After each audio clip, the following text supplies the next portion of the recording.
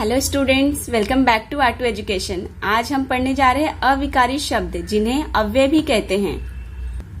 पहले अविकारी शब्द की परिभाषा पढ़ेंगे। जिन संज्ञा, सर्वनाम, विशेषण तथा क्रिया में लिंग, वचन, पुरुष आदि के अनुसार कोई परिवर्तन या विकार या बदलाव नहीं होता है, वे शब्द अविकारी शब्द अव्यय कहलाते हैं। उदाहरण देखिए, लड़का बाहर खड़ा है, लड़की बाहर खड़ी है। ये दोनों वाक्यों में लड़का जो शब्द है वो क्या है? पुल्लिंग है। जब पुल्लिंग का स्त्रीलिंग में परिवर्तन कर दिए फिर भी बाहर शब्द में कोई बदलाव नहीं हुआ, इसे ही क्या कहेंगे? अव्यय। यहाँ पर भी देखिए वचन में बदलाव करेंगे, एक वचन का बहुवचन भी कर देंगे तो क्या होगा? ये जो बाहर शब्द है वो उसमें कोई बदलाव नहीं होगा। तो इसलिए ये जो अंडरलाइन बाहर शब्द है, रेखांकित शब्द जो बाहर यहाँ पे अंडरलाइन किया गया, वो सब क्या है? अव्यय है। एक और उदाहरण देती हूँ। राम और श्याम स्कूल में गए, रिया और रीमा स्कूल में गए। ये दोनों सेंटेंस में हम लोग देख रहे हैं कि जब राम पुल्लिंग है, पुल्लिंग का रिया स्त्रीलिंग में हम लोग परिवर्तन कर दिए, फिर भी जो और शब्द है वो उसमें कोई बदलाव नहीं हुआ है, तो वो और शब्द क्या होगा? अव्यय। अव्यय के 4 भेद हैं। पहला है क्रिया विशेषण अव्यय, दूसरा है क्रिया विशेषण अव्यय, दूसरा है संबंध सूचक अव्यय, तीसरा है समुच्चय बोधक अव्यय और चौथा है विस्मयादि बोधक अव्यय। उदाहरण देखिए क्रिया विशेषण अव्यय का। यहाँ एक मजेदार दृश्य देखने को मिला। आज श्रमिक भी कर्तव्य परायण नहीं रहा है। अचानक लहरों की आवाज सुनाई दी। रात काफी निकल चुकी थी। इसमें जो रेखांकित शब्द है यहाँ आज, अचानक, काफी, ये सब शब्द क्रिया की विशेषता बता रहे हैं। जो रेखांकित शब्द हैं इनसे कब, कब, कैसे और कितना, कहाँ, कब, कैसे और कितना आदि से प्रश्न पूछने पर क्रिया की विशेष मतलब खास जानकारी मिल रही है। अर्थात जो अव्यय क्रिया की विशेषता बताता है या स्पष्ट करता है उसे क्रिया विशेषण अव्यय कहते हैं। इसकी परिभाषा क्या दी हुई है? जो अव्यय क्रिया की विशेषता बताता है या स्पष्ट करता है उसे क्रिया विशेषण अव्यय कहते हैं। क्रिया विशेषण अव्यय की सूचना दी हुई है। क्रिया विशेषण अव्यय स्थान, काल, रीति और परिमाण होते हैं। जैसे हम लोगों ने उदाहरण में देखा, स्थान का यहाँ क्या है? स्थान में आएगा आज जो है वो काल में आएगा, और रीति अचानक में आएगा, अचानक, तेज, ये सब किस में आएगा? रीति में। और परिमाण, क्वांटिटी, किस में आएगा? काफी, बहुत। पहला है स्थान सूचक क्रिया विशेषण। इसमें इस अव्यय से क्रिया के स्थान का पता चलता है। जैसे यहाँ एक मजेदार दृश्य देखने को मिला। इस वाक्य में यहाँ अव्यय मिला क्रिया के स्थान को सूचित करता है, इसलिए यहाँ अव्यय स्थान सूचक क्रिया विशेषण अव्यय है। उदाहरण है यहाँ, वहाँ, जहाँ, आगे, पीछे, ऊपर, नीचे, भीतर, बाहर, पास, सामने, इधर, उधर आदि अव्यय स्थान सूचक क्रिया विशेषण अव्यय हैं। दूसरा है काल सूचक क्रिया विशेषण अव्यय। इस अव्यय से क्रिया के काल का बोध होता है। जैसे आज श्रमिक भी कर्तव्य परायण नहीं रहा। इस वाक्य में आज अव्यय रहना क्रिया के समय का बोध कराता है, अतः आज अव्यय काल सूचक क्रिया विशेषण है। उदाहरण आज, आज तक, आजकल, कल, परसों, अभी, कभी, पहले, सदा, निरंतर, सुबह, सवेरे, दिन भर, प्रतिदिन, प्रतिवर्ष, बहुधा, हमेशा, अक्सर आदि अव्यय काल सूचक क्रिया विशेषण अव्यय हैं। तीसरा है रीति सूचक क्रिया विशेषण। इस अव्यय से क्रिया की रीति, ढंग, तरीके का पता चलता है। जैसे अचानक लहरों की आवाज सुनाई दी। इस वाक्य में अचानक अव्यय देना क्रिया की रीति बताता है, अतः अचानक अव्यय रीति सूचक क्रिया विशेषण अव्यय है। उदाहरण है एकाएक, लगातार, एकदम, अचानक, कदाचित, जैसे, तैसे, कैसे, शायद, सचमुच, सहसा, नहीं, न, मत, ठीक भी आदि अव्यय रीति सूचक क्रिया विशेषण अव्यय हैं। चौथा है परिमाण सूचक क्रिया विशेषण। इस अव्यय से क्रिया के परिमाण मतलब क्वांटिटी, परिमाण का बोध होता है। जैसे रात काफी निकल चुकी थी। इस वाक्य में काफी अव्यय होना क्रिया के परिमाण को सूचित करता है, अतः काफी अव्यय परिमाण सूचक क्रिया विशेषण अव्यय है। उदाहरण है बहुत, ज्यादा, अधिक, बड़ा, भारी, काफी, यथेष्ट, कम, थोड़ा, किंचित, कुछ, इतना आदि अव्यय परिमाण सूचक क्रिया विशेषण हैं। इस प्रकार हमने देखा कि क्रिया विशेषण अव्यय 4 तरह से क्रिया की विशेषता बताते हैं। पहला, क्रिया कब हुई, काल, टाइम। दूसरा, क्रिया कहाँ हुई, स्थान, प्लेस। तीसरा, क्रिया कैसे हुई, रीति, मैनर। क्रिया कितनी हुई। चौथा है क्रिया कितनी हुई, परिमाण, क्वांटिटी। अगर हमें क्रिया विशेषण अव्यय पहचानना होगा तो हम कैसे पहचानेंगे। उदाहरण देती हूँ, जैसे वह आज जाएगा, तो इसमें क्या हो रहा है, कब आया। इसमें आज शब्द से क्या, आज जो शब्द है उससे क्या पता चल रहा है कि ये काल सूचक क्रिया विशेषण है। दूसरा उदाहरण है नौकर भीतर आया, तो जो ये भीतर शब्द है वो किसमें आएगा, स्थान सूचक क्रिया विशेषण में। तीसरा है गाड़ी धीरे धीरे चलती है, धीरे धीरे किसमें आएगा, रीति सूचक क्रिया विशेषण में। धीरे धीरे, तेज, ये सब किसमें आएगा, रीति सूचक क्रिया विशेषण में। चौथा है गर्मी बहुत बढ़ रही है। इस उदाहरण में ये उदाहरण किसमें आएगा, गर्मी बहुत बढ़ रही है। बहुत शब्द आया है, ये किसमें आएगा, परिमाण सूचक क्रिया विशेषण में।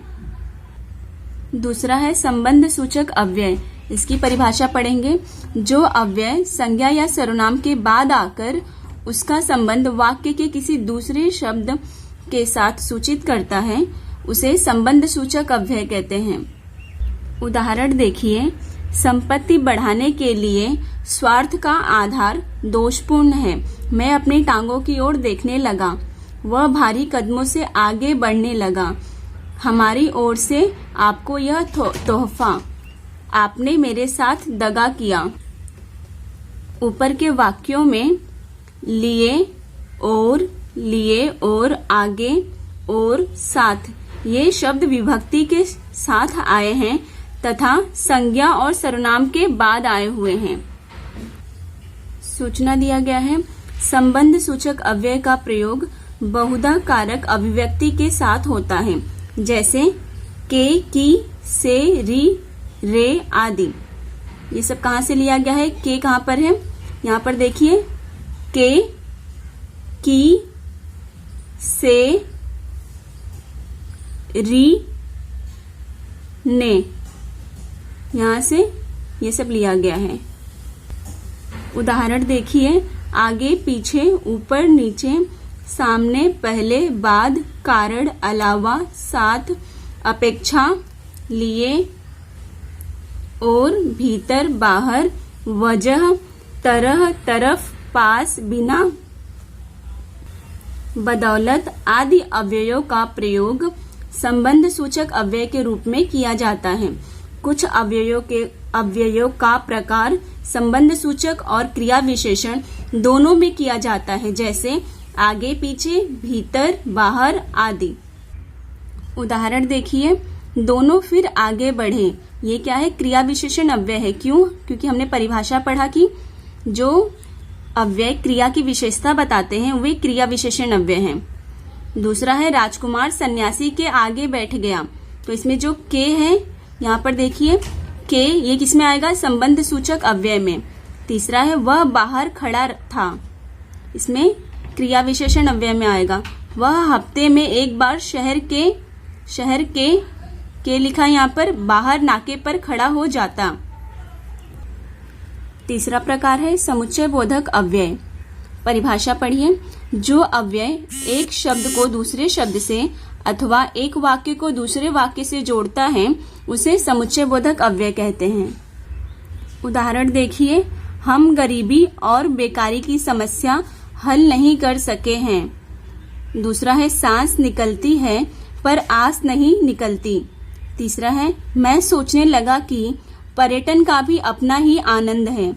चौथा है, यदि मैं तुम्हारे काम की नहीं हूं तो मुझे आजाद कर दो। ऊपर के वाक्यों में रेखांकित अव्ययों ने दोनों अलग अलग वाक्यों को समुच्चय बनाया है और उन्हें एक पूर्ण वाक्य में जोड़ दिया है। अतः ये समुच्चय बोधक अव्यय हैं। और, पर, की, यदि, तो ये सब क्या है? समुच्चय बोधक अव्यय। जैसे पहले वाक्य में दोनों